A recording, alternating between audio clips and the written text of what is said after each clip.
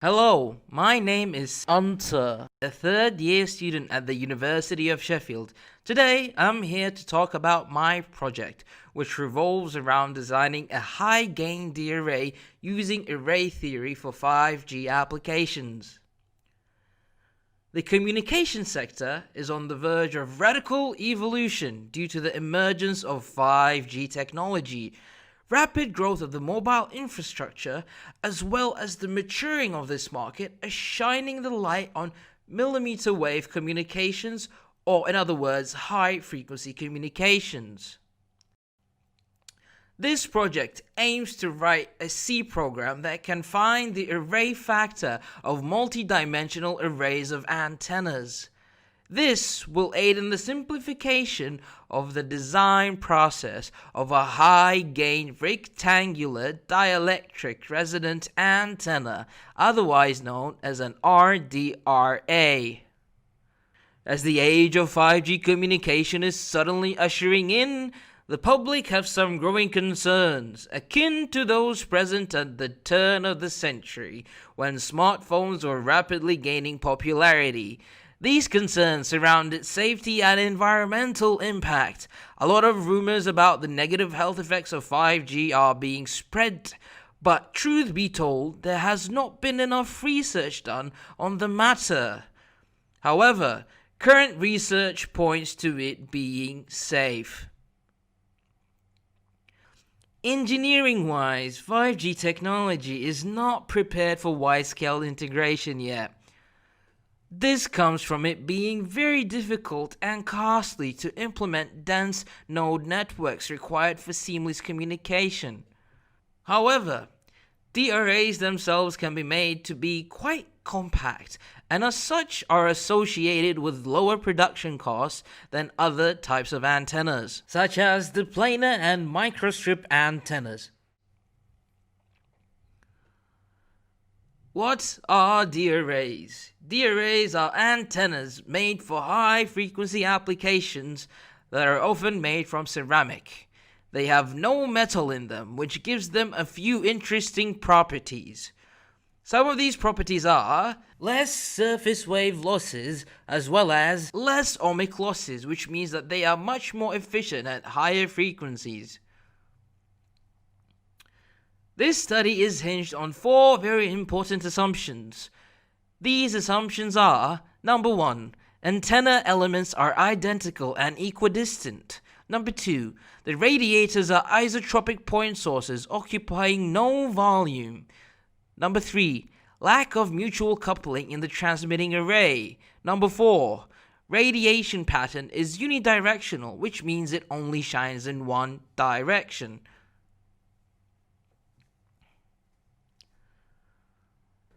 There are many different methods of achieving high gain, but this project will solely focus on using array theory to accomplish that. Here, you see the main equation the code will be running to find the array factor, which will then be plotted and show the radiation pattern of the theoretical antenna. The final RDRA must have a gain of at least 5 decibels. That's the only physical constraint present.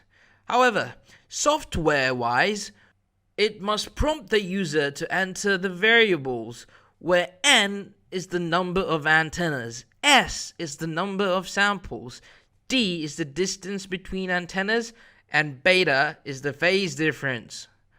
After that, it will do some calculations to compute the array factor of 1D and 2-dimensional arrays, as it will serve as a guide for designing the final DRA. Methodology. First, a compiler would be necessary to write and run C code. In this case, CLion was used as it is a free compiler. The data from the code will initially be plotted in Excel just to see the overall shape. However, they will later be refined using Sigma plots, as observed further in this presentation. CST Studio Suite 2015 will be used for all the theoretical simulations.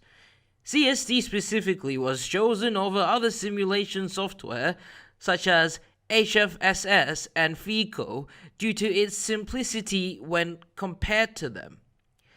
This is especially true in a study like this that is only concerned about a handful of antennas. The study is purely based in simulations and theory, and as such does not involve any fabrication of the antenna itself at the end. A skeleton build will be tested. It will operate under the assumption that all elements are in phase with each other. However, by the end of it, it must do it with the antennas being out of phase with each other. After that, some CST simulations will be done and compared with the code.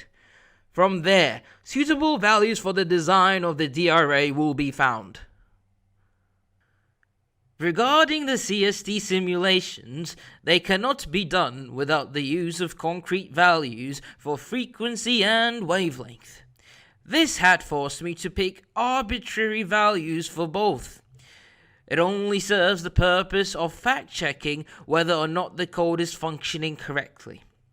Firstly, a basic RDRA will be designed. Due to the earlier assumption of antennas occupying no volume, they will be represented as discrete ports with tiny lengths of 2 mm in CST. A frequency range of 9 to 11 GHz was used. This means that the center frequency was 10 GHz. From that center frequency, using the speed of light equation, a wavelength of 3 cm is found. When plotting, just as was done in the code, the distance d will be varied in steps of 0.1 lambda. My code followed the overall CST simulations pattern, as you can see here. The CST graph is on the left side and the one from the code is on the right. And the goal was finding the distance at which we have the highest directivity and the smallest side lobes, because that's where the highest gain is. Looking at the graphs on this slide, you can notice a trend where the side lobes gradually decrease with decreasing distance taken as a fraction of the wavelength. Following this trend, there was a distance at which the side lobes were completely eliminated and the directivity was the highest. This was observed to be at a distance of d equals 0.35 lambda as shown above. From the results, I concluded the code was working correctly, and as such, I can proceed to the next stage of design. CST itself, as a software, is very costly, and it requires a good amount of training to be able to get around it and use it properly. My code cuts out the middleman and gives the desired results much faster. It is by no means a substitute for CST, however, but more of a guide for engineers to use before heading into the lab. Shortcomings. The project was only partially completed due to the whole COVID-19 situation. The result was that the code for a 2-dimensional array was never completed. The other shortcoming I would like to talk about is the fact that there is a slight mismatch in the data at a distance of 0.2 lambda. I think that this is due to an error in my phase difference calculations present within the code. Future work. I think there needs to be some sort of investigation done into reflecting the big rear lobe that you can see on the graph here to the front for the sake of increasing directivity and gain. Had the 2-dimensional array been completed, a further look into implementing code to calculate the array factor for 3-dimensional arrays of antennas could prove to be quite useful, as realistically, engineers are much more likely to deal with more complex systems like three-dimensional arrays than two-dimensional or one-dimensional arrays anyway. In conclusion, 5G is still an emerging technology, requiring more research in terms of health effects and the possible exploits. Overall, the study was a partial success since not all milestones have been completed. This, however, did not stop it from finding the point at which the gain is the highest, which turned out to be present at a distance of 0.35 lambda. So the code has fulfilled its purpose in being a good guide in helping engineers get a starting idea when designing DRAs. However, it is by no means a substitute for a powerful simulation tool such as CST. Thank you very much for listening to my presentation, and if you have any questions, feel free to email me.